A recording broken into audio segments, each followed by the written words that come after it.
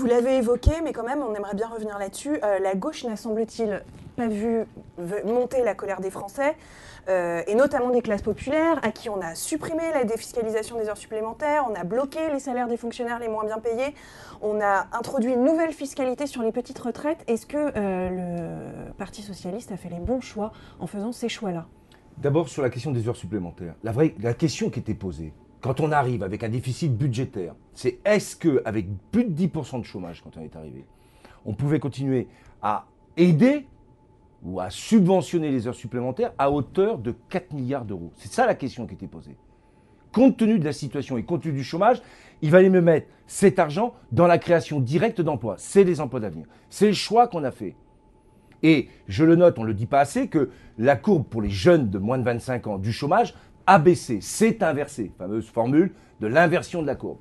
Bon, c'est un choix politique, je l'entends, et il a eu des conséquences pour un certain nombre de nos concitoyens. Sur la question des petits fonctionnaires, chacun dans ses ministères a fait ce qu'on appelle du catégoriel, et au contraire, on a cherché à revaloriser les plus petits salaires des fonctionnaires, même si le point d'indice global sur la fonction publique a été gelé, c'est vrai.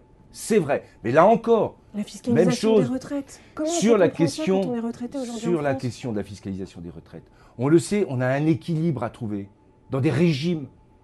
Et j'oublie pas non plus que la première des décisions qu'on a prises, c'était de permettre à ceux qui avaient leur durée de cotisation actée à 41 ans de pouvoir partir à 60 ans.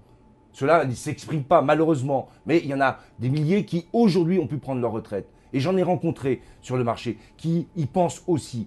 Donc on cherche cet équilibre entre la justice qui est nécessaire dans la politique qu'on doit conduire et en même temps la responsabilité de l'équilibre financier d'un système social auquel on est attaché et qu'il faut qu'on défende. Mais pour le défendre, il faut qu'on lui donne sa durabilité, il faut qu'on soit capable de l'organiser de telle manière qu'il soit équilibré, sinon il ne fonctionnera pas. C'est bien le sujet. Mais finalement, et c'est pas facile.